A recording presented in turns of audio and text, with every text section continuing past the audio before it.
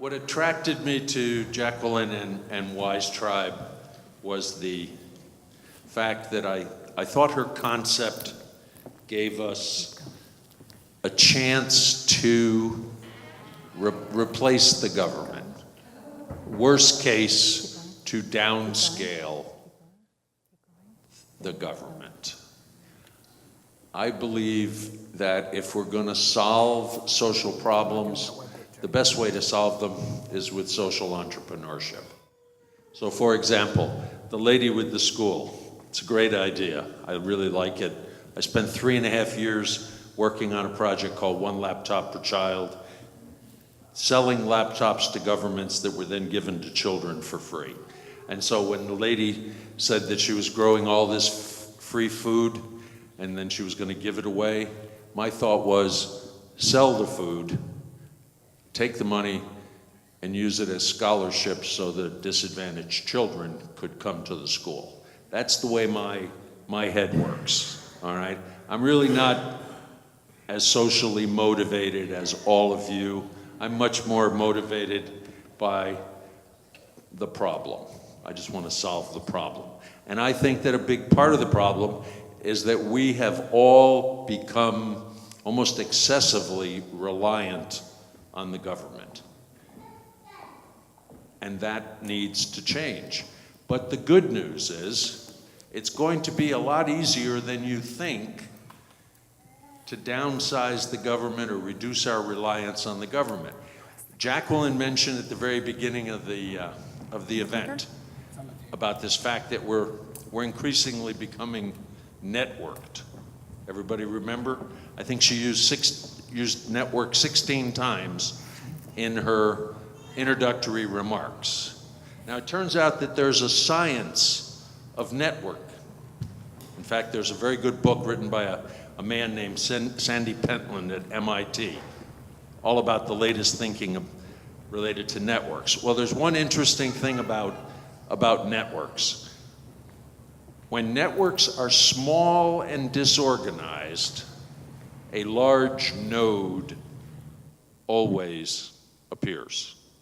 So if you think about the history of the United States, all right, up until about 1900, it was a relatively small, disorganized country.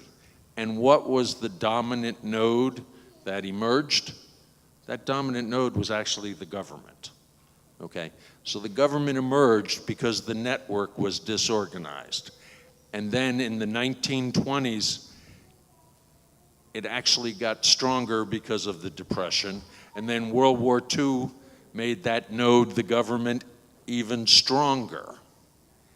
But in the early 60s, computers emerged. And computers obviously led to the networking and led to the facilitation of information and the fact that now we have enormous networks that are very well connected. So we used to have small networks that were disorganized, which led to big nodes. Now we have big networks that are very well connected.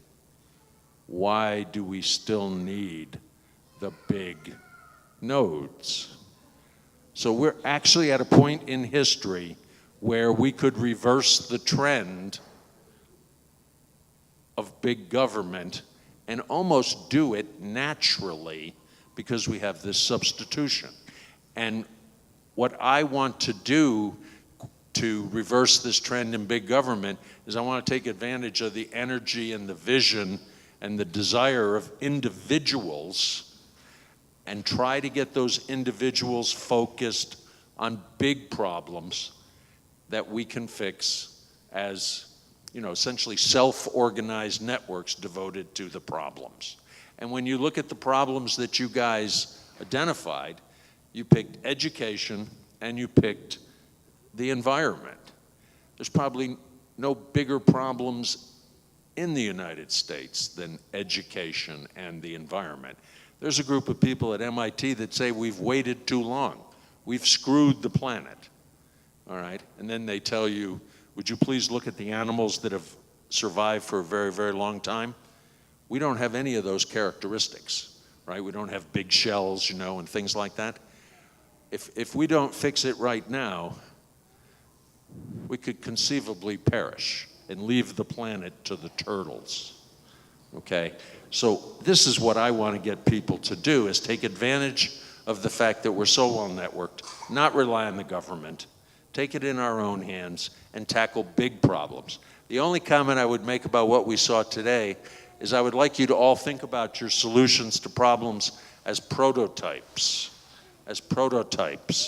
These are our experiments so that when they're successful, we know we have a model that can be scaled, all right?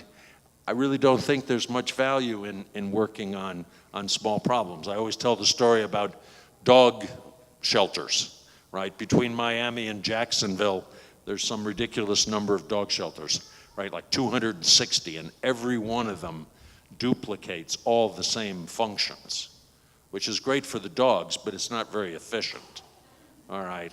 If we would organize one enormous dog shelter to serve all the dogs on the east coast of Florida, we would free up a lot of resources that could be put to some other use, or we could go up the coast of Georgia and reorganize the dogs, all right? But we have to think big.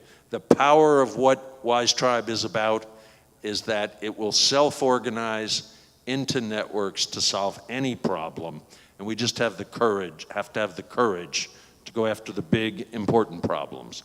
The good news is this group demonstrates we know what those problems are.